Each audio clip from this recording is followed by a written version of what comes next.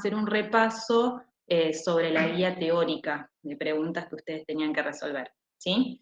Así que bueno, entre todos vamos a ir viendo esos ejercicios, no sé si han podido resolverlos, estaría bueno que si lo pudieron hacer o intentaron hacerlos, que entre todos juntos vayamos charlando un poco. Bien, yo les voy a compartir pantalla. Antes de eso voy a grabar.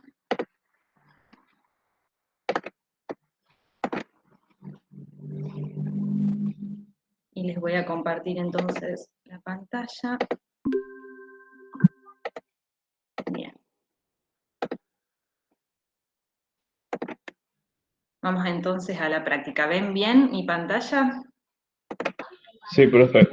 Bien, muchas gracias. Bueno, si quieren pueden activar la cámara, estaría bueno, y cualquier cosa que quieran consultarme, preguntarme, me frenan, sí, y lo hacen sin problemas, y si, bueno, lo hacen a través del foro también, lo voy a leer, pero a lo mejor no lo voy a leer, o no voy a poder responder tan rápido como si lo hacen a través del micrófono. ¿Bien? Bueno, vamos a charlar un poco sobre el ejercicio 11, ¿sí? Fíjense, decía, de acuerdo con la distribución de datos presentada en los siguientes diagramas de caja, indicar qué medida de posición y dispersión utilizaría en cada caso y justificar. ¿Qué les parece? ¿Pudieron ver este ejercicio? ¿Qué ocurre con el primer diagrama de caja? Y digamos, ¿qué es lo que yo tengo que mirar o tener en cuenta para elegir las medidas de posición y dispersión más adecuadas que de alguna manera resuman la información?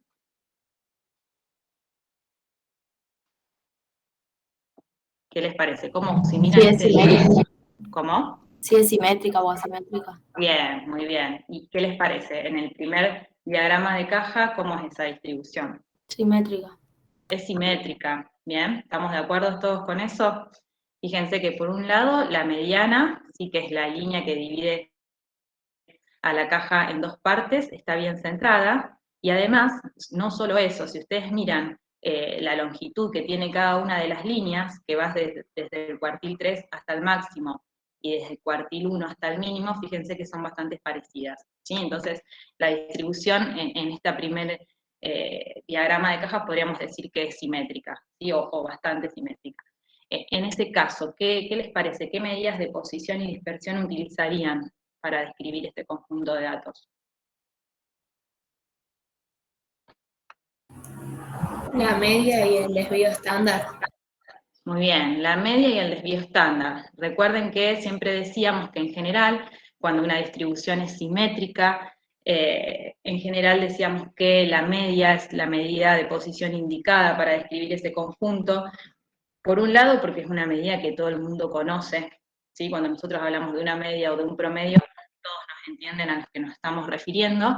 Y bueno, además porque es una medida de posición que tiene muy buenas propiedades que vamos a ver después en unas unidades más adelante, ¿sí? Entonces, en este caso, cuando la distribución es simétrica, la media aritmética es una medida aconsejable, y recuerden que siempre la media aritmética va acompañada del desvío estándar, ¿bien? Entonces, la medida de posición para el primer diagrama de caja que utilizaríamos es la media, y la medida de dispersión que acompaña a la media es el desvío estándar, ¿bien? Ahora, si miramos un poco el segundo diagrama, ¿qué podrían decir? ¿Qué ocurre con esta distribución? Asimétrica. Bien, es asimétrica, ¿bien? ¿Y qué podrían decir? ¿A la izquierda o a la derecha? ¿Estamos de acuerdo con que es asimétrica?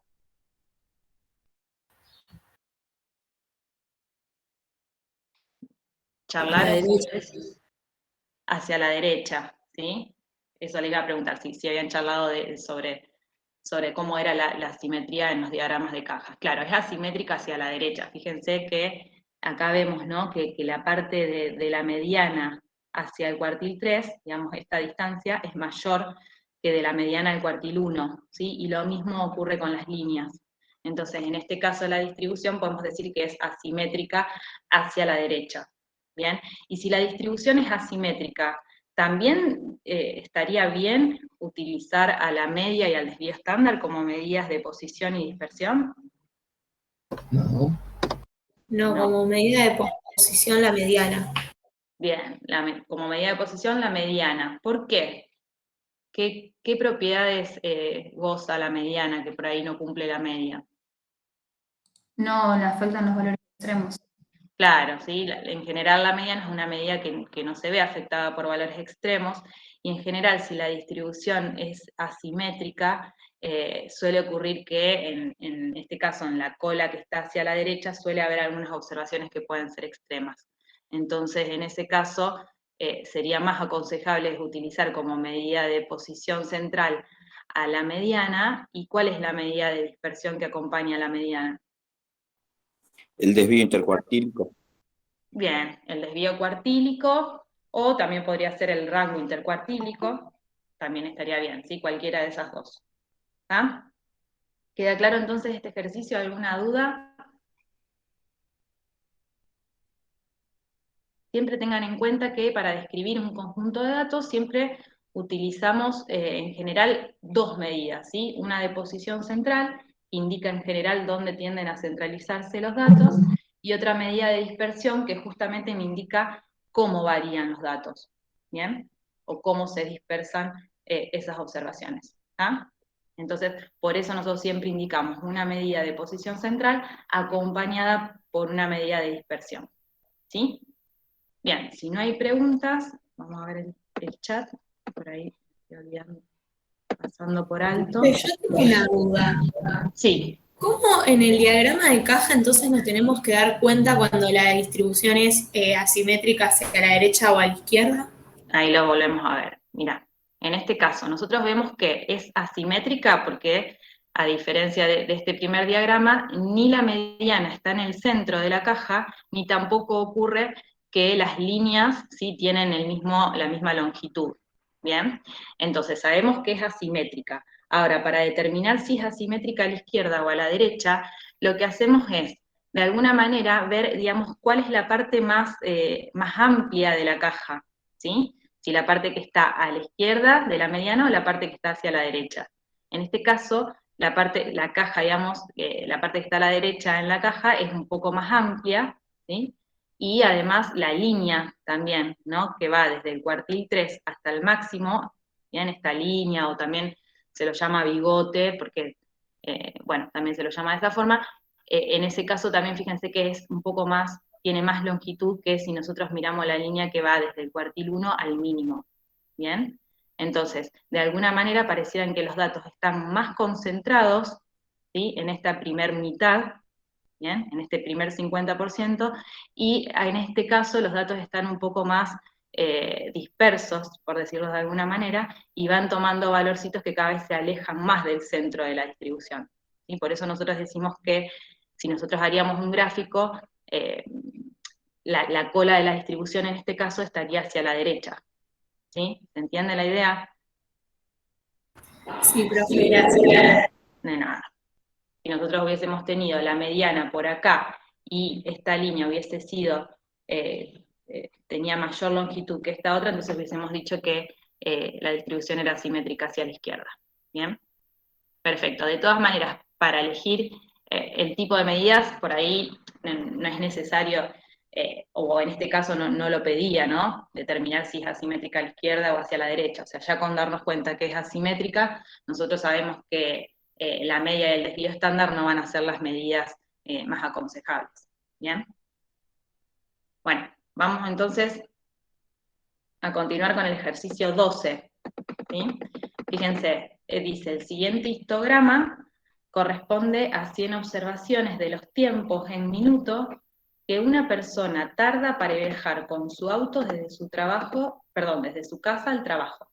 ¿Bien? O sea, que ¿cuál es la variable? ¿Cuál es la característica de interés? En este caso, si tuvieran que identificarla.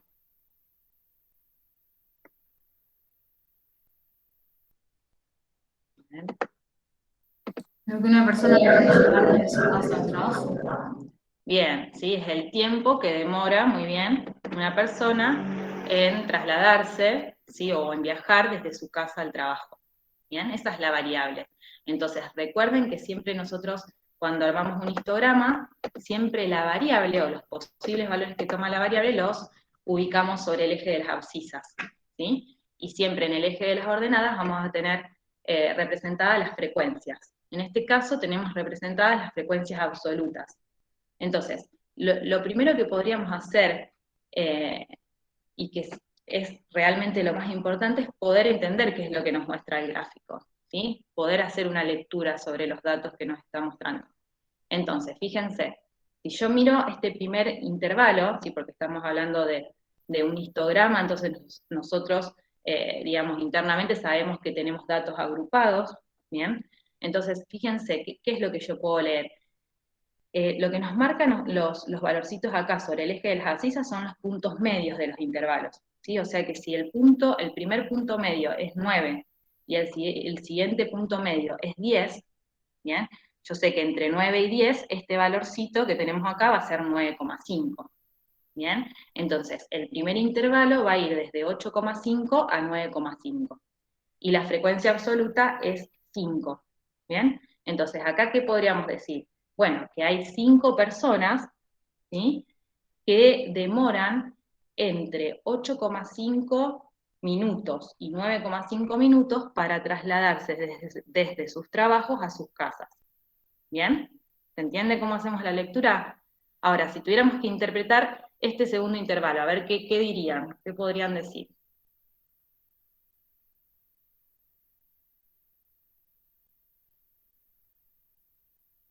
Fíjense, la frecuencia Que hay absoluta. 20, Sí, que hay 20 personas que tardan entre 9,5 minutos y 10,5 minutos en llegar a su trabajo. bien, perfecto, ¿sí? Pero no está mal hecho el gráfico. ¿Por qué? Está mal ¿No debería hecho. usarse un gráfico de bastones?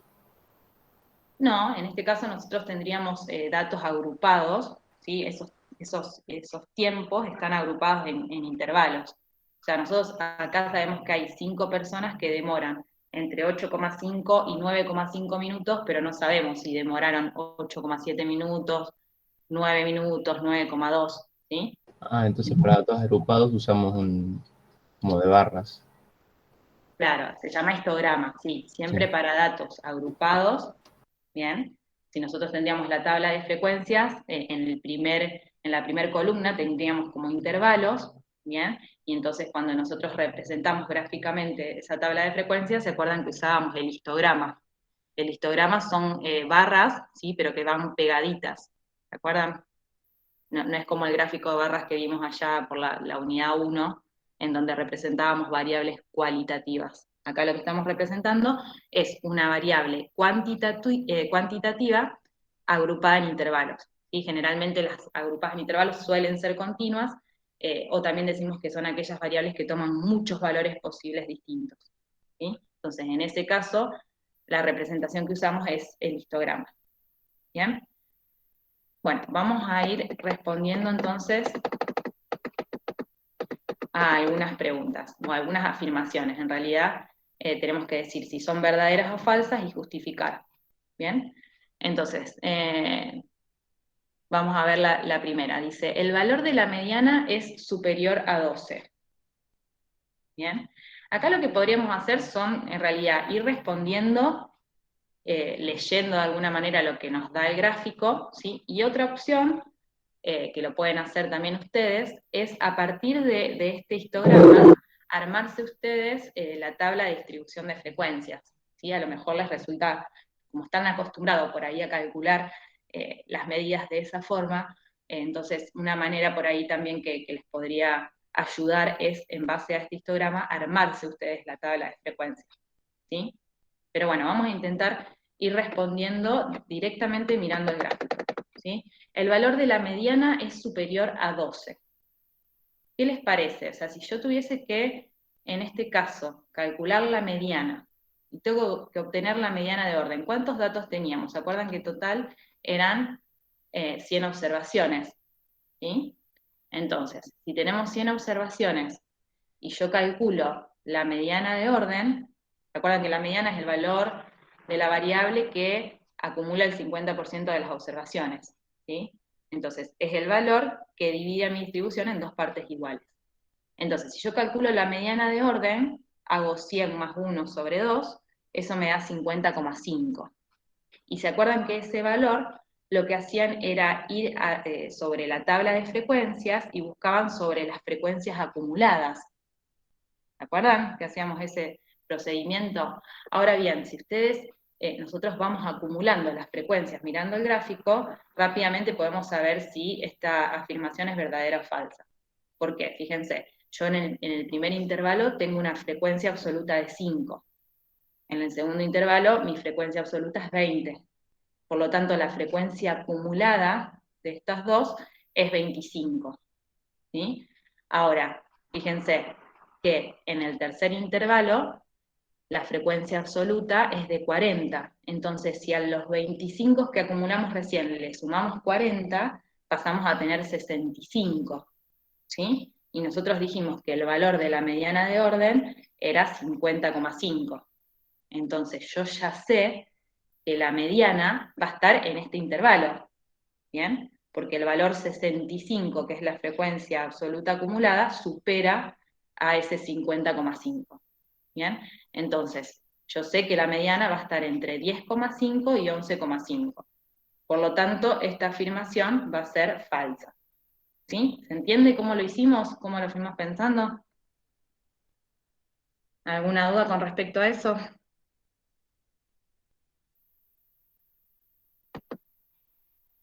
¿No? Bien, si no me frenan, seguimos entonces. Vamos con el B.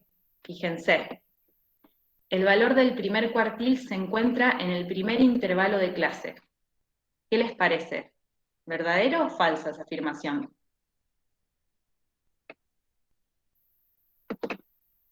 A ver. ¿Cómo calcularían el primer cuartil? Piensen en el cuartil de orden. A ver. Igual que la mediana, haríamos lo mismo. Bien, por lo tanto, Falso. es falso, ¿sí? Porque el cuartil de orden, ¿cuánto da en este caso? La posición del cuartil 1. 25 aproximado. Bien, sí, 25,25, que lo podríamos aproximar a 25. Y fíjense que en el primer intervalo, ¿sí? Yo tengo acumuladas 5 observaciones, o sea, la frecuencia absoluta acumulada es 5. Entonces, no puedo decir que el cuartil 1 va a estar acá, en este intervalo. ¿Bien? Yo ya sé de antemano, mirando esta gráfica, que el cuartil 1, ¿sí? Va a ser mayor, o sea, va a estar en un valor superior a 9,5, que es donde termina el primer intervalo. Con lo cual, entonces, esa afirmación es falsa. ¿Sí? Bien. Vamos al ítem C. De nuevo lo mismo, similar, digamos, ¿no? El valor del tercer cuartil se encuentra en el cuarto intervalo de clase. Ahora, si yo calculo el cuartil 3 de orden, ¿sí? ¿Se acuerdan que hacíamos 3 por n más 1 sobre 4? Cuando ustedes hacen esa cuentita, el cuartil 3 de orden da 75,5. Bien, cercano a 76. Entonces yo tengo que ir acumulando las frecuencias absolutas y ver dónde cae ese 76. ¿Sí? Entonces fíjense, acá teníamos 5, más 20, 25, más 40, 65, ¿sí? Y acá, me parece que si no estoy viendo mal, es 25 más. ¿Sí? Entonces acá yo ya tengo acumulada 90. Con lo cual entonces el tercer cuartil, ¿en qué intervalo les parece que va a estar? En el cuarto. En el cuarto, ¿sí? Entonces esa afirmación en el ítem C es correcta, ¿sí? Es verdadero. Justamente porque en el cuarto intervalo yo acumulo una frecuencia absoluta igual a 90. Y como el cuartil 3 de orden es aproximadamente 76, yo ya sé que entonces el cuartil 3 se va a encontrar en este intervalo. ¿Sí? Bien. Después ustedes tienen también una manera gráfica de encontrar los cuartiles, ¿sí? O sea que también estas afirmaciones podrían justificarlas también calculando esas medidas gráficamente, ¿sí? Yo les di varias opciones. Una es ir haciendo la lectura de esta manera como la estamos haciendo, otra es armarse la tabla de frecuencias, y otra puede ser también que la vayan obteniendo de forma gráfica, ¿sí? Para eso, ¿qué tendrían que hacer? ¿Qué gráfico tendrían que hacer si quisieran obtener esas medidas de forma gráfica y aproximada? ¿Se acuerdan? Si yo quiero encontrar la mediana y los cuartiles, ¿sí? Una ojiva. Una ojiva, perfecto, ¿sí? Tendrían que hacer una ojiva o polígono acumulativo para encontrar de forma gráfica esas medidas, ¿sí? Y poder justificar si son verdaderas o falsas esas afirmaciones. Sería otra alternativa que también sería correcta, ¿sí? Bueno, y la última afirmación nos dice que la proporción de tiempos observados entre 10,5 y 11,5 es menor que la proporción de tiempos inferiores a 10,5, ¿sí? Entonces, ¿qué es lo que nos dice? Que la proporción de tiempos entre 10,5 y 11,5, ¿cómo calculamos esa proporción? Sería la frecuencia relativa, ¿no? Si tuviéramos la tabla, sería la frecuencia relativa en ese intervalo, ¿no? Entre 10,5 y 11,5. Y mirando la gráfica, ¿cómo calcularían esa frecuencia relativa en ese intervalo?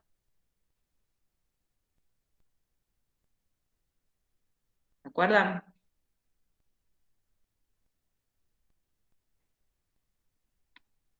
¿Cómo hacíamos para obtener las frecuencias relativas? Hacíamos las absolutas sobre El total. el total de observaciones, ¿sí? Entonces, en este intervalo, las frecuencias absolutas, ¿cuántos son? 40. 40, ¿sí? Sobre el total de observaciones, que es 100, ¿sí? Por lo tanto, 40 sobre 100, la proporción de observaciones que hay en este intervalo es 0,40, ¿sí? La obtuvimos haciendo 40 sobre 100. Ahora, eso, digamos, entre 10,5 y 11,5. Ahora, la proporción de tiempos inferiores a 10,5, ¿sí? Inferiores a 10,5. Quiere decir que lo que yo tengo que calcular, de alguna manera, es la frecuencia relativa acumulada, ¿sí? Entre estos dos intervalos. Eso lo pueden ver de la tabla, o lo que pueden hacer es sumar las absolutas, ¿sí? Acumular las absolutas y lo dividimos por el tamaño de la muestra, en este caso, ¿bien? Por el total de observaciones. Entonces, fíjense, si nosotros hacemos 5 más 20, ¿sí? Estas serían las frecuencias absolutas, eso da 25, ¿bien? 25 sobre 100 me da que la proporción, ¿sí? De tiempos que son inferiores a 10,5 minutos es 0,25. Mientras que la proporción de tiempos entre 10,5 y 11,5 era 0,40, ¿sí? Entonces, lo que vamos a decir es que esta afirmación que tenemos acá es falsa, ¿sí? La proporción entre estos dos tiempos en realidad es mayor que la proporción de tiempos inferiores a 10,5 minutos. ¿Se entendió? De todas formas, como les comenté antes, también esto lo podrían hacer y a lo mejor les resulta más fácil aún verlo desde una tabla de frecuencias, ¿sí? ¿Alguna duda hasta acá?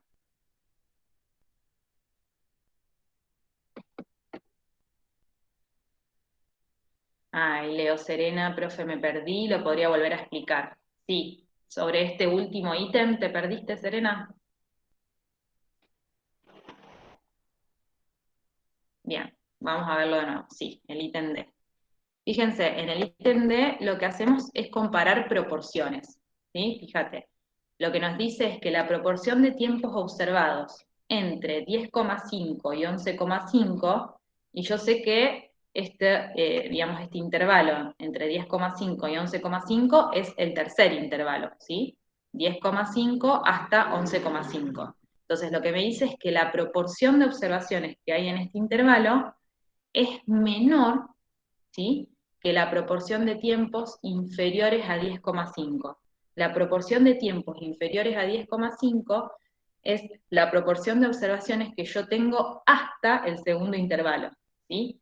Menor a 10,5. ¿Bien? Entonces, para comparar esas proporciones, ¿qué es lo que hacemos? Ustedes se acuerdan que cuando hablamos de proporciones, en realidad nosotros decimos que son las frecuencias relativas, ¿sí? Y si yo quiero saber la proporción de observaciones que hay en este intervalo, lo que voy a hacer es ver cuántas observaciones tengo en ese intervalo y lo divido sobre el total de observaciones, ¿sí? Entonces me fijo cuántas observaciones yo tengo en este intervalo. Y para saber eso, miro cuál es la frecuencia absoluta. En este caso es 40. Entonces, la proporción de observaciones que hay entre 10,5 y 11,5 minutos es 40 sobre 100, ¿sí? Porque es la frecuencia relativa.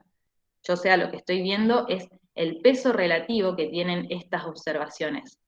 No de forma absoluta, sino de forma relativa. Entonces, 40 sobre 100, eso me da 0,4.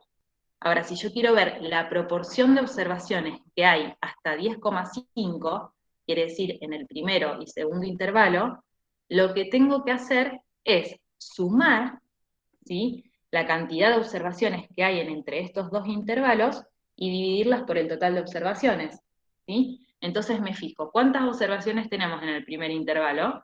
Tenemos 5. ¿Cuántas observaciones tenemos en el segundo intervalo? Tenemos 20. Entonces, 5 más 20, 25. Sobre el total de observaciones, ¿sí?, que en este caso era 100. Entonces, 25 sobre 100, esa proporción da 0,25. Por lo tanto, 0,25 es menor a 0,40, ¿sí? Entonces, la proporción de observaciones que son menores a 10,5, en realidad esa proporción es menor que justamente la cantidad de la proporción de observaciones que hay entre 10,5 y 11,5. ¿Bien?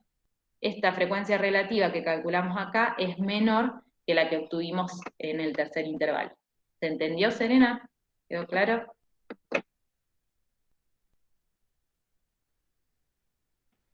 Bien, perfecto.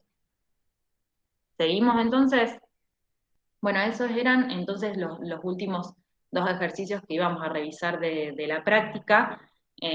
Ahora vamos a pasar a mirar un poco la guía teórica, ¿sí? Si no hay más dudas sobre los temas prácticos, vamos a ver la guía teórica, ¿bien?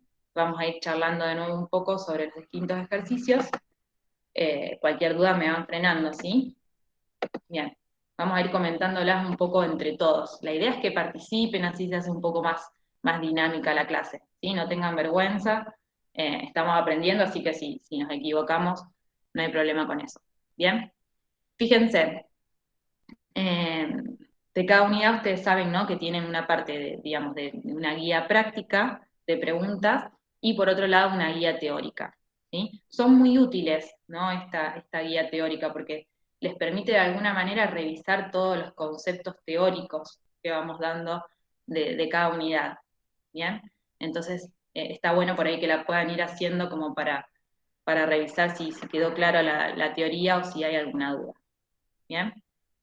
La primera pregunta nos dice qué es una tabla de distribución de frecuencia y cuándo son útiles, ¿sí? Entonces, ¿qué es una tabla de distribución de frecuencia? ¿Se acuerdan?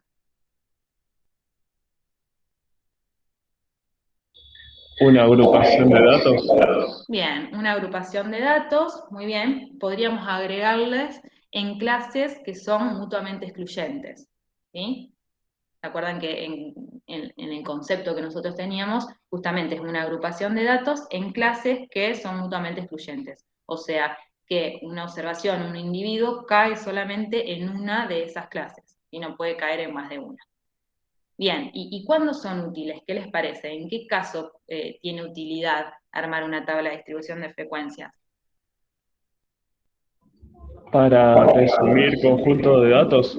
Bien, ahora, si yo tengo pocos datos, imagínense que de estos tiempos que observé, del ejercicio 12 que mencionábamos antes, hubiese observado 5 tiempos. ¿Tendría sentido armar una tabla de distribución de frecuencias? No. No, ¿sí? Entonces, es útil también cuando nosotros tenemos una gran cantidad de datos, ¿sí? Si tenemos poquitos datos, nos conviene directamente analizarlos en forma individual. Sí, no tiene sentido armar una tabla con 5 observaciones, ¿bien? Entonces, son útiles en esos casos, ¿bien? Cuando yo quiero de alguna manera organizar la información y además tengo un gran volumen de datos, si no, no tiene demasiado sentido utilizarla. Bien, en el ítem 2, dice diferencia frecuencia absoluta de frecuencia relativa y cómo se simbolizan. ¿Qué son las frecuencias absolutas en una tabla de frecuencias? Lo tendrían que decir con sus palabras. La cantidad de veces. Bien, cantidad. Perdón. Sí, no llegué a terminar. La cantidad de veces que se repite una clase, la cantidad de veces que toma ese valor la variable. Perfecto, muy bien, ¿sí? Cantidad de veces que se observa ese valor de la variable o ese intervalo, ¿no? Entonces, está bien, cantidad de veces que se repiten el valor de la variable, podríamos decir cantidad de observaciones en la clase, ¿bien? Esa es la frecuencia absoluta. ¿Y la frecuencia relativa? ¿Qué sería? ¿Qué fracción de los total de observaciones se observa dicha clase? Perfecto, ¿sí? Perfecto, muy bien. Y la proporción de observaciones de esa clase que se observa sobre el total, ¿bien? ¿Y cómo las simbolizamos? Bueno, ¿se acuerdan, no? Las frecuencias absolutas con una f sub i, ¿sí? En este caso estamos hablando de frecuencias sin acumular, entonces las f's van a ser minúsculas, la vamos a simbolizar f sub i a la frecuencia absoluta y f sub r a las frecuencias relativas, ¿sí? ¿Cómo se calculan las frecuencias relativas? Bueno, lo charlamos, ¿no? Hace un ratito. Lo que hacemos es a la frecuencia absoluta dividirla por la cantidad total de observaciones que yo tenga en ese estudio que esté haciendo. ¿Bien? Ahora, ¿por qué la suma de las frecuencias absolutas da n y la de las frecuencias relativas da 1? ¿Qué les parece?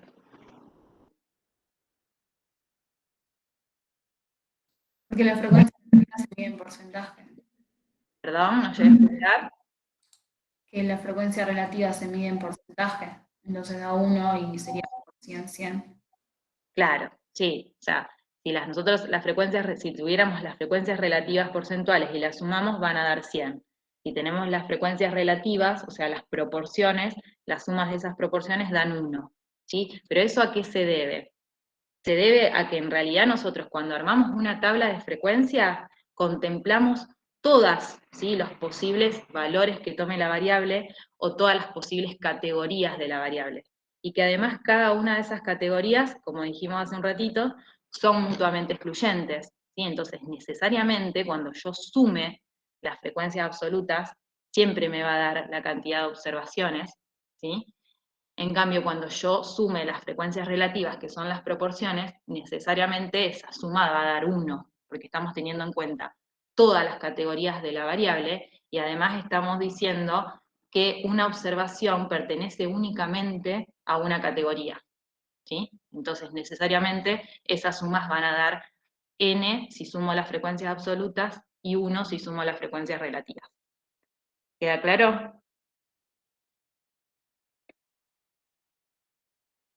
¿Sí? ¿Seguimos? Bien. Vamos entonces, ¿se va entendiendo hasta acá? ¿Venimos bien? Sí, profe, se entiende. Bien, bueno, muchas gracias. Seguimos. Fíjense, ¿qué información brinda una distribución de frecuencias acumuladas? ¿Bien? Bueno, o sea, la información que brinda justamente lo que nosotros vemos cuando vamos acumulando las frecuencias, ¿sí? Ya sean las absolutas o las relativas, siempre, digamos, la lectura que yo puedo hacer es decir, bueno, me freno, ¿no? En una categoría de la variable o en un valor de la variable. Y entonces digo que, por ejemplo, el 50% de las observaciones son menor o igual a ese valor, ¿sí? Siempre lo que me permite de alguna manera y haciendo una interpretación de las observaciones acumuladas. En general, esa distribución de frecuencias acumuladas, si yo las grafico, por ejemplo, si mis datos están agrupados en intervalos y yo hago una ojiva, además después de alguna manera gráficamente me permite encontrar la mediana, por ejemplo, y los cuartiles, ¿sí? En cambio, si yo tengo datos que no están agrupados en intervalos, ¿sí? Yo lo grafico y voy a obtener una gráfica escalonada, ¿sí? Pero justamente, digamos, lo que nos permite, lo que nos brinda las frecuencias acumuladas es poder hacer interpretaciones hasta ese valor de la variable, ¿sí? Sí, en el ejemplo que vimos recién, si nosotros, fíjense, volvemos un segundito al ejercicio de la práctica, ¿no? Si yo quiero decir, ¿sí? ¿Cuántas personas demoran, ¿sí? 11,5 minutos o menos para trasladarse desde su casa hasta el trabajo? 11,5 minutos o menos. Bueno, ¿qué es lo que yo hago? De alguna manera estoy hablando de una frecuencia absoluta acumulada. Lo que tendría que hacer es sumar esas frecuencias absolutas, ¿sí? Siempre me permite hablar sobre la variable si acumulada hasta un punto. ¿Bien? Ahora, si yo digo, ¿qué cantidad de personas tardan 12,5 minutos o menos para trasladarse desde su casa al trabajo? Bueno, lo que voy a hacer es acumular la variable hasta ese punto, ¿sí? Entonces, de esa manera estoy calculando la frecuencia acumulada hasta ese valor 12,5. Bien, vamos entonces con el ejercicio que sigue. Volvemos un segundo a la teoría. ¿Qué gráfico se puede utilizar para representar una distribución de datos cualitativos? ¿Sí? Y acá les pregunto a ustedes. El sectograma y la gráfica de barras horizontales. Muy bien, perfecto, ¿sí? Siempre que tenemos datos cualitativos, entonces, más allá de la escala de medida, que puede ser nominal o ordinal, siempre vamos a estar representándolos mediante alguno de esos dos que mencionaron, sectograma o gráficos de barra. Ahora, ¿qué gráficos se pueden utilizar para presentar datos numéricos? A ver. Ahora, si mi variable es cuantitativa. El de bastones y escalonado. Bien, ¿ese en qué caso sería? El de bastones y el escalonado.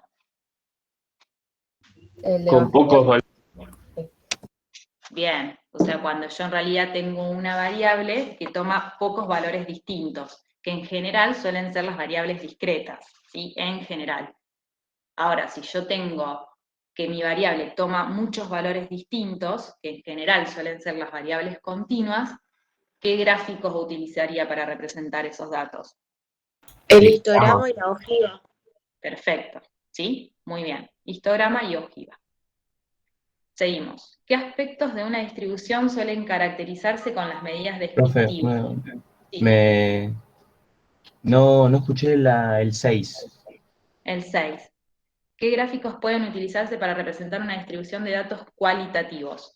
Siempre que yo tengo datos, ¿sí? O sea, que mi variable es de tipo cualitativa, más allá de la escala, que la escala puede ser nominal o ordinal, los gráficos que usamos son el sectograma, es decir, el gráfico de sectores, o el gráfico de barras, ¿sí? En general el de sectores se suele usar más para representar las frecuencias relativas, ¿sí? En general siempre los gráficos de sectores representamos los porcentajes, y en el gráfico de barras indistintamente podemos representar frecuencias absolutas o relativas. Y Pero en, sí, y en el gráfico de sectores también se podría, o sea, aparte de poner la frecuencia relativa, ¿se podría poner la absoluta también entre paréntesis? sí, en muchos casos se suele hacer. En general con la relativa ya alcanza, o sea, si nosotros presentamos el porcentaje ya está bien. En algunos casos pueden ver que entre paréntesis ponen la cantidad de observaciones que caen en cada una de las categorías y también se hace y no está mal, ¿sí? Pero en realidad solo con la relativa ya estaría bien. ¿Bien? ¿Seguimos? Sí. Ok. Entonces, habíamos quedado, ¿qué aspectos de una distribución suelen caracterizarse con las medidas descriptivas? ¿Bien? ¿A qué refiere esta pregunta? Digamos, yo cuando voy a calcular las medidas descriptivas, ¿qué es lo que quiero caracterizar de la distribución? Yo, por ejemplo, calculo una media, una mediana o un modo. ¿Qué estoy queriendo caracterizar de la Posición. distribución? Si es simétrica o asimétrica. Bien, vamos más enfocado por la primera respuesta, ¿sí? Porque por ahí escuché posición. ¿Posición qué? ¿Cualquier posición? Si yo hablo de media, mediana y moda, De los valores de la variable. sí, pero la posición central, ¿bien? Entonces, si yo calculo alguna de esas medidas, en realidad lo que yo quiero caracterizar de la distribución es dónde tienden a centrarse las observaciones, ¿sí? Entonces, uno de los aspectos que puedo caracterizar con las medidas descriptivas es dónde tienden a centrarse las observaciones. ¿Y qué otro aspecto puedo caracterizar de una distribución? Por ejemplo, si yo calculo un desvío estándar, un rango intercuartílico, el rango, el desvío cuartílico, la variancia, ¿qué estoy caracterizando de la distribución? ¿Qué tan dispersos están los datos? Perfecto, ¿sí? Así es. ¿Qué tan dispersos están los datos? ¿Sí? ¿Cuánto se alejan o se dispersan las observaciones de mi variable? Los valores que toma la variable. ¿Sí? Bien, perfecto.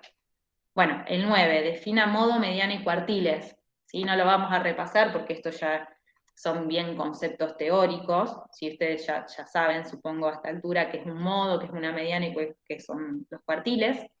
Vamos a la 10. Indique las características y desventajas de la media aritmética. ¿Sí? Acá también es como para que revisen un poco la teoría y que puedan ustedes hacer algunos comentarios sobre las características y las desventajas de la media. ¿Cuál es la principal desventaja que tiene la media aritmética? Que se ve muy afectada por valores extremos. Perfecto, ¿sí? Eso es una desventaja que en muchos casos hace que no podamos usar, ¿sí? O que no sea conveniente usar esa medida para describir los datos, ¿bien? Entonces, esa es la principal desventaja que tiene la media. Ahora, ¿cuándo no es conveniente utilizar la media aritmética como medida de tendencia central? ¿Por qué y qué medida la reemplaza? Bueno, y ahí esto viene un poco a colación de lo que dijimos recién. O sea, la media aritmética dijimos que no es aconsejable utilizarla cuando tenemos observaciones que son muy extremas, ¿sí? O cuando la distribución es asimétrica, ¿bien? Entonces, en ese caso, ¿qué medidas la reemplazan a la media? La mediana. La mediana, ¿bien? ¿Por qué? Y bueno, justamente porque la mediana tiene la ventaja de que no se ve afectada por esas observaciones que son extremas, ¿sí? ¿Bien? O que, digamos, no la afecta en el caso en el que la distribución sea asimétrica. Seguimos un poco más. Vamos con la 12. ¿Por qué es importante estudiar la dispersión y cuál es la utilidad de las medidas de dispersión? Bueno, esto también un poquito lo comentamos antes. O sea, yo en realidad siempre cuando quiero caracterizar una distribución, cuando yo quiero describir un conjunto de datos, no alcanza con dar únicamente una medida de posición central, ¿sí? Siempre es importante conocer qué ocurre con la variabilidad de los datos. También esto tendrá que ver a la hora de tomar decisiones y demás, ¿sí? Pero en general nosotros siempre que vamos a describir un conjunto de datos, vamos a calcular alguna medida de posición central y alguna medida de dispersión, ¿sí? ¿Y cuál es la utilidad de las medidas de dispersión? Justamente, que lo que me indica es de alguna manera qué tan dispersos están los datos, ¿sí? Y eso hace que yo pueda elegir entre una u otra medida, por ejemplo, dependiendo por ahí de lo que quiera estudiar o de lo que quiera hacer o la decisión que quiera tomar. Bien, el 13. ¿Qué medidas de variación y dispersión absoluta conoce? ¿Qué medidas conocen absolutas de variación o dispersión?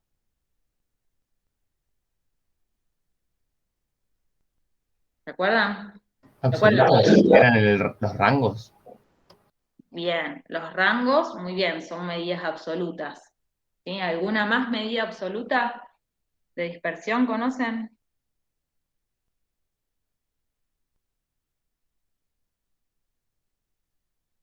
Rango y rango intercuartil son medidas absolutas, estamos de acuerdo. El desvío estándar y la variancia, Esas son absolutas. también son absolutas, ¿sí?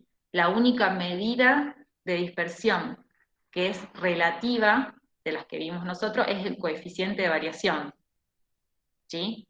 Y al ser una medida relativa, el coeficiente de variación lo que nos permite es comparar distribuciones, ¿sí? O sea, yo si tengo dos distribuciones y calculo el coeficiente de variación, aquella distribución que presente menor coeficiente de variación me va a estar indicando que esa distribución es menos variable, ¿sí? O decirlo de otra manera, que los datos son más homogéneos. Quiere decir que los datos son más parecidos y están más concentrados alrededor de la media. En cambio, si mi coeficiente de variación es alto, lo que me está indicando es que las observaciones con respecto a la media están como bastante alejadas, ¿sí? Dispersas con respecto a la media.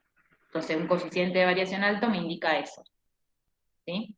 Que de alguna manera las observaciones están alejadas y dispersas con respecto a la media. Entonces, respondimos, me parece, a otra pregunta más, ya nos adelantamos. Bien, pedía que las defina, así que bueno, eso sería tarea de ustedes, definir cada una de esas medidas. Después la 14 nos dice qué medida de dispersión debe acompañar siempre a la media aritmética, y esto también ya lo estuvimos hablando, ¿no? La media aritmética siempre va acompañada con el desvío estándar, y la mediana con el rango intercuartílico o el desvío cuartílico, ¿sí? Bien, ¿qué medida de dispersión relativa conoce? Y ahí es la que les adelanté. La medida de dispersión relativa que conocemos es coeficiente de variación, y ¿para qué sirve? También lo mencionamos, lo que nos permite es hacer comparaciones entre las distribuciones, ¿sí? Entre dos o más distribuciones. Bien, ahora 16, vamos. ¿Cómo influye la forma de la distribución en la relación entre la media y la mediana? ¿Qué podrían responder a eso? ¿A qué les parece que hace referencia? Mientras más simétrica sea la distribución, Sí. más cercanas van a estar. Perfecto, ¿sí? Muy bien, muy buena interpretación. Hace referencia a eso. O sea, que si yo tengo dos medidas como la media y la mediana que son muy parecidas, me van a estar indicando justamente que esa distribución es bastante simétrica. ¿Bien? En cambio, si son distintas, o sea, si están más alejadas la media y la mediana, yo sé que van a ser asimétricas. ¿Bien? ¿Y en qué dirección? ¿Qué les parece? Si la media es más grande que la mediana, ¿cómo va a ser la simetría? ¿Hacia la izquierda o hacia la derecha? Hacia la Hacia la derecha. derecha. Hacia la derecha, ¿sí? Porque justamente la media se ve afectada por observaciones extremas, ¿sí? Entonces, si está más a la derecha, justamente es porque la cola de la distribución está hacia la derecha. Por eso es asimétrica hacia la derecha. En el caso contrario, sería asimétrica a la izquierda. Bien, ¿qué formas puede presentar un histograma en general? ¿Sí? Y eso también ya lo veníamos charlando. O simétrica o asimétrica a la izquierda o asimétrica a la derecha. ¿Bien? Cuando decimos simétrica en general en la práctica, lo que nosotros podemos decir que es bastante simétrica. Es raro, ¿no?, que en la práctica una distribución sea completamente simétrica. Pero podemos decir que es bastante simétrica, que se acerca a una simetría, ¿bien?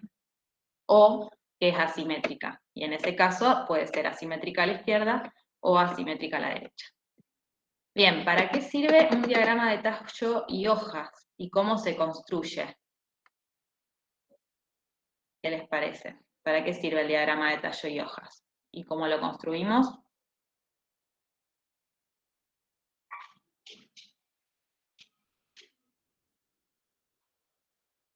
Perdón, Federico, recién veo tu duda, ahora volvemos al 11, ¿eh? Contestamos este y volvemos a tu duda de la 11. ¿Qué permite hacer el diagrama de tallo y hojas? Es otra forma, ¿sí? Es una alternativa a poder organizar la información. Lo podemos hacer a través de una tabla de frecuencias o lo podemos hacer a través de un diagrama de tallo y hojas, ¿sí? Cualquiera de las dos está bien.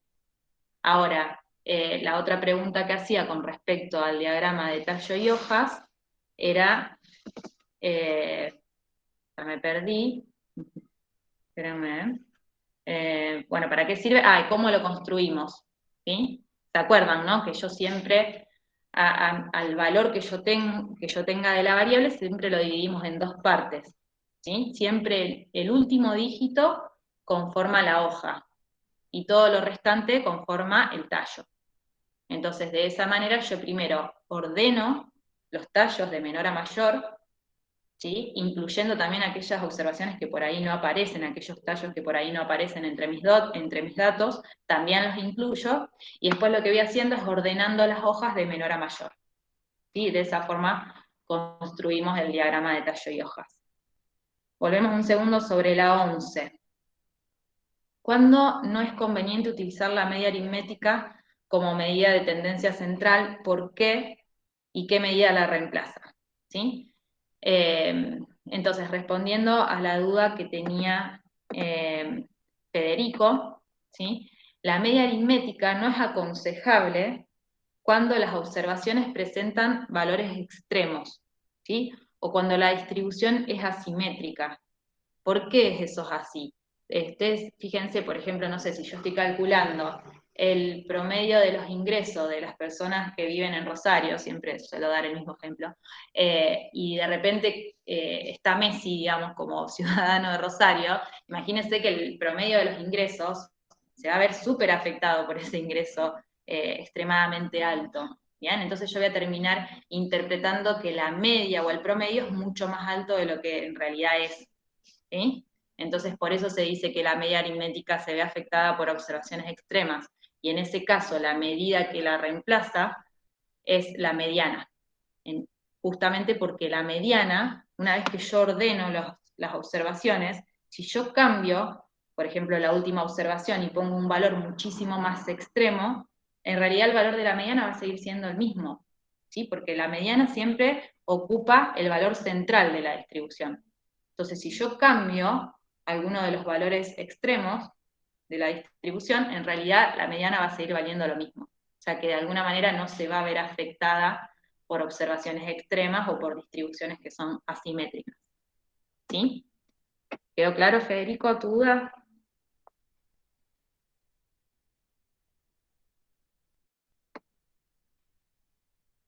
Bien, perfecto. Seguimos entonces. Hablamos entonces del diagrama de tallo y hojas y cómo lo construíamos. Vamos con la 19. ¿Cómo se llama el diagrama que se construye con 5 medidas resumen? ¿Y cuáles son esas medidas resumen necesarias para construirlo? ¿Qué les parece? El diagrama. ¿Cuál? Perdón. El diagrama de caja. Bien, el diagrama de caja. ¿Sí? ¿Y con qué 5 medidas se construye el diagrama de cajas? Máximo, mínimo, cuartil 1, cuartil 3 y mediana. Perfecto, ¿sí? Esas 5 son las medidas que usamos para construir el diagrama de cajas. ¿Bien? Vamos a ir respondiendo ahora a la 20, que en realidad lo que tenemos que hacer es completar. Lo vamos a ir haciendo entre todos. A ver, la suma de los desvíos de cada valor de la variable con respecto a la media aritmética es igual a 0. 0, ¿sí? Si ustedes revisan las propiedades o características de la media aritmética, hay una propiedad, ¿sí?, que está en la teoría, que dice que si yo sumo todos los desvíos, ¿sí?, cada valor de la variable, le resto la media, y yo voy sumando todos esos desvíos, esa suma es igual a 0, ¿sí? Bien, ahora, cuando una distribución es asimétrica a la izquierda, perdón, cuando una distribución es asimétrica hacia la izquierda, el modo es con respecto a la media aritmética. ¿Qué les parece? ¿Es mayor o es menor? Si yo tengo una distribución que es asimétrica a la izquierda. ¿Cómo Mayor. es? Mayor. Mayor. ¿Sí? Si es asimétrica a la izquierda, el modo es mayor que la media. Justamente la media se ve influenciada y afectada por esas observaciones extremas que están a la izquierda. Entonces la hacen un valor más chiquitito. ¿Bien? Ahora, el C, el valor de la variable que divide a la distribución en dos partes iguales se llama Mediana. Perfecto. El D, para graficar las frecuencias acumuladas de una variable cuantitativa discreta, ¿se utiliza el gráfico? Yo quiero representar frecuencias acumuladas y tengo una variable discreta. Vamos a pensar discreta. ¿Escalones? Valores. ¿Cuál? La escalonada. La escalonada, ¿sí? ¿Está? Entonces, si yo tengo una variable cuantitativa discreta, y podríamos agregar, ¿no?, entre paréntesis, que toma pocos valores distintos, entonces en ese caso, si yo quiero representar las frecuencias acumuladas, voy a utilizar un gráfico escalonado. Bien, seguimos. El histograma de frecuencias se utiliza para graficar las frecuencias absolutas o relativas correspondiente a una variable continua, ¿sí? O que toma muchos valores distintos, ¿sí? Yo pondría una variable que toma muchos valores distintos, en general son las variables continuas. ¿Bien? Seguimos. Vamos con el 21. ¿Venimos bien hasta acá? ¿Alguna duda? A ver, vamos a revisar el chat. Bien, ¿seguimos? Vamos con el 21. Dice, marque con una cruz los enunciados correctos. ¿Sí? A ver, algunos conjuntos de datos tienen más de un promedio. ¿Es correcta esa afirmación? Falso. Falso. ¿Por qué? Es único. El promedio es único. Es único, ¿sí? Acá nos pide justificar, pero bueno, podríamos ir charlando un poco sobre una posible justificación, ¿sí? Justamente la media o el promedio es única, ¿bien? Vamos con el B. En el cálculo de la media aritmética influyen los valores extremos. ¿Correcto o falso? Sí, verdadero. Verdadero. ¿Sí? Bien, verdadero. Vamos con el C. No se pueden calcular la media aritmética cuando hay intervalos abiertos. ¿Verdadero o falso? Verdadero, bien, correcto. ¿Por qué no se pueden calcular la media aritmética cuando tenemos intervalos abiertos?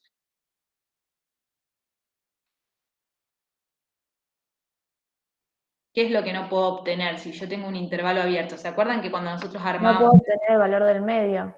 Perfecto, ¿sí? Muy bien. Muy bien todos con la respuesta. Se nota que han estado prestando atención en las clases o que han estado estudiando. Justamente, si yo tengo una distribución de frecuencia, bien, donde los datos están agrupados en intervalos, y una de esas clases, si ya sea la primera o la última, está abierta, yo no puedo determinar el punto medio del intervalo. Y si no puedo determinar el punto medio del intervalo, no puedo calcular la media, porque se acuerdan que ustedes para calcular la media aritmética, lo que toman, digamos, como valor representativo de la variable es siempre el punto medio, ¿sí? Entonces, si no conocen cuál es el punto medio, no van a poder calcular la media. Bien. La distribución de frecuencias de una variable cuantitativa es asimétrica positiva cuando la media aritmética es mayor que el modo. ¿Cómo sería cuando es positivo o negativo? Positiva es lo mismo que asimétrica a la derecha, y negativa cuando es asimétrica hacia la izquierda. O sea, porque en realidad es como que se piensa que cuando vos tenés la distribución asimétrica a la derecha, la cola de la distribución está, si nosotros pensamos en un eje de los números reales, en una recta, entonces es como que la cola de la distribución está hacia los valores positivos, ¿sí? A los valores que están a la derecha. En cambio, decimos que es asimétrica hacia la izquierda o negativa, justamente cuando la cola de la distribución apunta hacia los valores negativos, ¿sí? Así que bueno, asimétrica positiva es en realidad asimétrica a la derecha. Entonces, ¿qué les parece? En ese caso, cuando es asimétrica a la derecha, o sea que la cola de la distribución está hacia la derecha, ¿la media aritmética es mayor que el modo? Sí. Sí. ¿Sí? Perfecto. Entonces, sería verdadero. El E. El modo es el valor de la variable que se presenta con menor frecuencia. Falso, todo lo contrario. Falso, ¿sí? Es el que presenta la mayor frecuencia. Bien, la F. Los cuartiles dividen la distribución en 4 partes iguales. Verdadero. Verdadero, ¿sí? Verdadero. ¿Por qué? Justamente el cuartil 1 acumula el 25% de los datos, ¿sí? Es como que si nosotros nos podríamos armar un rectangulito y lo dividimos, ese rectángulo lo dividimos en 3 partes, ¿sí? La primera rayita que yo haga va a ser el cuartil 1. La segunda rayita, que divide a la mitad a ese rectángulo, es la mediana, y la tercera rayita va a ser el cuartil 3. Entonces, cuando yo hago eso, me quedan 4 porciones, ¿sí? Es medio difícil explicártelo así al aire, pero me quedan 4 porciones y cada una de ellas tiene el 25% de los datos, ¿bien? Bueno, disculpen que se despertó mi bebé. Bueno, seguimos, ya nos queda poquito. Vamos con el 22. ¿Verdadero o falso? Y pide acá que justifiquemos a los falsos.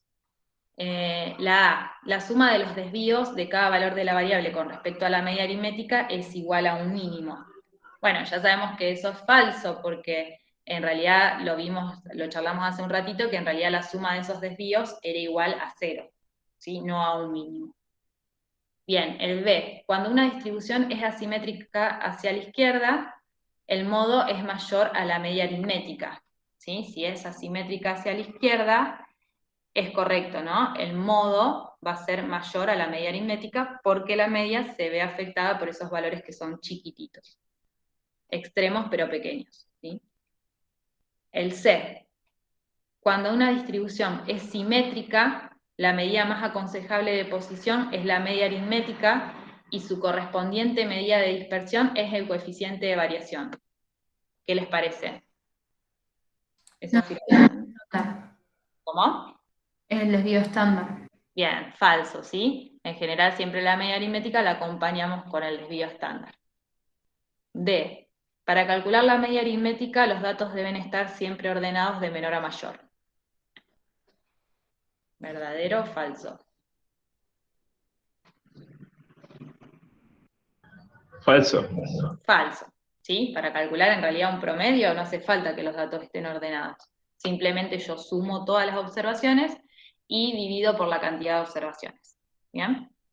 Entonces es falso. Bien, ¿vamos bien hasta acá? ¿Alguna duda? No, todo bien, profe. Bien, buenísimo. Vamos entonces a ver el último. Dice, seleccione la opción correcta, ¿sí? O sea que por ejemplo, en este caso, la frecuencia absoluta la define de 4 formas distintas y nosotros tenemos que decir cuál es la correcta.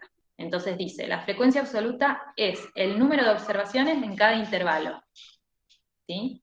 La B dice, es el número de observaciones hasta una determinada clase. El C dice, no puede ser 0, la D, ninguna de las anteriores. ¿Qué les parece? ¿Hay alguna que es correcta? El B. El B. ¿Qué les parece? Porque fíjense que el B dice, es el número de observaciones hasta una determinada clase. Eso No, sería sería simetría la. relativa. No, Sería, no la sería. B sería acumulada. Claro, sería acumulada, ¿sí? ¿El A no sería? El A, ¿bien? Fíjense, si acá les hubiese dicho que la frecuencia absoluta acumulada, ahí sí la B es la correcta. Pero fíjense que dice la frecuencia absoluta. ¿Qué es la frecuencia absoluta? Es la cantidad de observaciones en ese intervalo, ¿sí? Entonces, la correcta sería la A. Ahora, vamos con el 2. En un diagrama de tallo y hojas, el valor del tallo es solo de un dígito. La B, se ordenan los valores de la hoja de menor a mayor dentro de cada tallo. La C, no debe haber tallos sin valores de hojas. Y la D, todas las anteriores. La D. La B. Ahí no entiendo si dicen la B o la D. No, todas las D. anteriores. ¿Les parece que son ciertas todas? Para mí es la B. Bien. ¿Por qué? Fíjense, el valor del tallo es solo de un dígito. ¿Eso es verdadero? Ah, No, eso es falso, porque si yo tengo, por ejemplo, el valor 136, la hoja siempre es el último dígito, o sea que sería el 6, y el tallo sería 13. Entonces, no siempre el tallo tiene un solo dígito. Bien, entonces esa es falsa. La B es verdadera, ¿sí? Porque una vez que yo tengo los tallos ordenados, lo que hago es ordenar las hojas de menor a mayor, o sea que la B es la verdadera. Y la C, ojo, ¿sí? Porque esto por ahí confunde, no debe haber tallos sin valores de hojas. No, eso no es correcto. Muchas veces ocurre que hay tallos sin valores de hojas, porque a lo mejor puede ser que mis observaciones que yo tengo, ¿sí? En el conjunto de datos que yo observé, justo no observé ningún valor, o sea, ninguna hojita para ese tallo en el que yo estoy contando las observaciones, ¿sí? Ocurre muchas veces. En esos casos se colocan igual los valores de los tallos, pero me queda sin hojas ese tallito, ¿sí? Y de hecho ocurre, ¿bien? Vamos con el 3. La diferencia entre un histograma y un polígono de frecuencias es, y fíjense, el polígono de frecuencia en realidad, no sé si, ¿vieron ustedes lo que es el polígono de frecuencia sobre el histograma? Porque me parece que la teoría no ¿Sería está. la ojiva? No, este directamente no lo vamos a ver, ¿sí? Porque el polígono de frecuencia en realidad no es la ojiva. La ojiva es el polígono de frecuencias acumulado, ¿sí? O acumulativo. Pero el polígono de frecuencias, en realidad lo que se le suele hacer al histograma, en muchos casos, a ver si tengo en la práctica. Por ejemplo, acá, el polígono de frecuencia lo que se le suele hacer es, se le marca el punto medio de la parte superior de cada una de las barras del histograma, ¿sí? Es como si yo haría un puntito en el medio, y lo que se va haciendo es unir, ¿sí? Esos puntos. Eso conforma lo que nosotros llamamos polígono de frecuencias, ¿sí? Pero como en realidad en la teoría no está, en la práctica creo que tampoco, entonces no lo vamos a ver, ¿sí? Directamente hagan de cuenta que ese ítem no está en la práctica, ¿sí? Porque en realidad no corresponde. Quedó porque en realidad anteriormente sí se daba, les mostrábamos lo que era el polígono de frecuencia sobre el histograma, y entonces quedó ese ejercicio desactualizado, ¿sí? Pero directamente entonces no lo tengan en cuenta. ¿Bien? ¿Se entendió la idea de la clase de hoy? ¿Alguna duda, consulta? No sé si tienen o preguntas sobre algún otro ejercicio, sobre otro tema, quieren aprovechar a consultarme.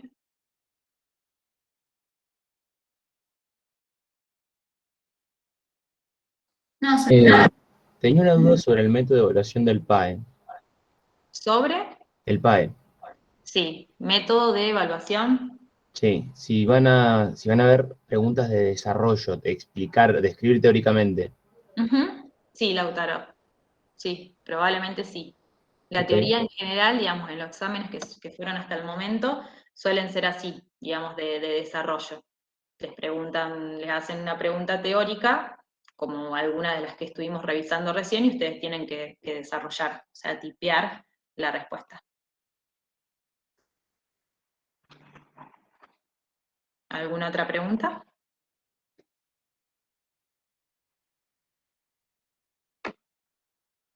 ¿No?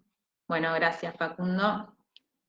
Bueno, chicos, si no hay más dudas y consultas, nos vemos entonces, bueno, conmigo mañana, ¿sí? Nos vemos en las próximas clases. Adiós. dale, profe. Nos vemos, profe. Chao, chicos. Chao, profe.